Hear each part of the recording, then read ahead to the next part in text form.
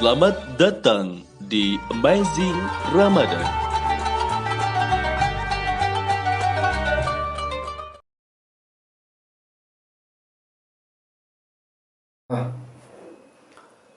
Baik hadirin yang dirahmati oleh Allah Subhanahu wa taala, masih bersama kami di Amazing Ramadan.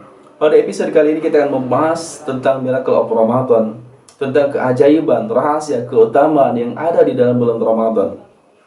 Di antaranya adalah bahwa di bulan Ramadan pintu surga dibuka, pintu neraka ditutup, dan setan itu dibelenggu. Kata Nabi, idza jaa Ramadan, ketika datang bulan Ramadan, futihat abwabul jannah, maka Allah bukakan pintu surga.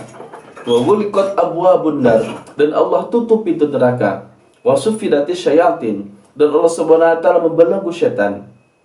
Ini merupakan satu kebaikan dari Allah Subhanahu wa taala. Betapa Allah muliakan Ramadan dengan membuka pintu langit seluas-luasnya, pintu surga seluas-luasnya. Ditutup pintu neraka serapat-rapatnya, dan setan pun dibelenggu. Ini kebaikan yang sangat besar dari Allah Subhanahu wa taala. Oleh karena itu, jadikanlah momen Ramadan ini sebagai momentum perubahan diri. Momentum kita meningkatkan kualitas dan kuantitas ibadah kita di bulan Ramadan. Yang tadinya gak pernah tahajud.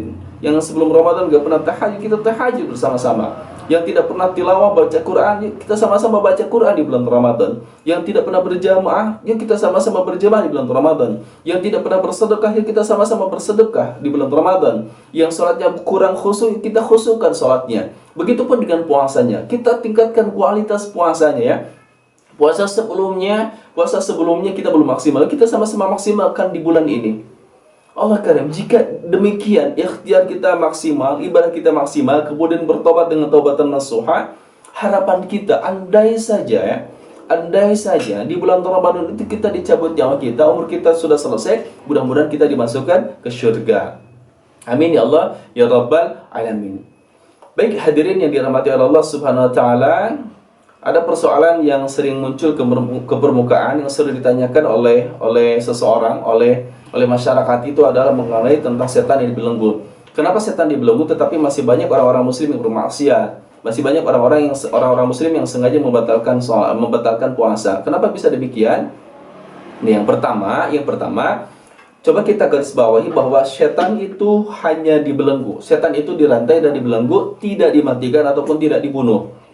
Andai saja ada seekor macan tersebut dirantai, dibelenggu, tetapi orang tersebut menjauh dari macan tersebut, maka ia tidak bisa diterkam. Ya, seseorang tersebut tidak bisa diterkam oleh macan karena jauh. Tetapi ada orang yang sombong, ada orang yang membanggakan diri, saya kuat, saya berani, mendekati macan tersebut, akhirnya diterkam juga karena didekati. Begitupun dengan setan dibelenggu, setan dirantai. Tapi tidak sedikit orang-orang muslim yang sengaja mendekati setan. Akhirnya apa? Akhirnya tergoda juga, tergelincir juga. Na'udzubillah. Yang kedua sesuai dengan kitab Fathul Bari, dalam kitab Fathul Bari karangan Ibnu Hajar Al-Asqalani dijelaskan bahwa yang menggoda manusia bukan hanya setan asli saja, setan dari jenis setan saja, tetapi yang menggoda manusia diantaranya adalah, yang menggelincir manusia diantaranya adalah dirinya sendiri, karakter buruknya diri sendiri, adatnya diri sendiri. Maksudnya seperti apa? Maksudnya kebiasaan buruk yang sudah menjadi habit, yang sudah menjadi kebiasaan, yang sudah menjadi karakter buruk dalam diri. Nah, itu yang bisa menggelincirkan manusia.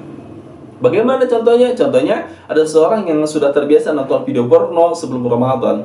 Itu sudah menjadi karakter ya. Tidak nonton sehari itu merasa ada sesuatu yang kurang. Intinya sudah kecanduan. Akhirnya masuk ke dalam alam bawah sadarnya, ke dalam alam bawah sadari, ke dalam otaknya ya. Sehingga membentuk perpustakaan. Sehingga jika tidak diakses itu merasa ada sesuatu yang kurang. Nah, jika itu sudah dilakukan, kemudian Ramadan datang, setan tidak menggoda pun, itu sudah tergelincir.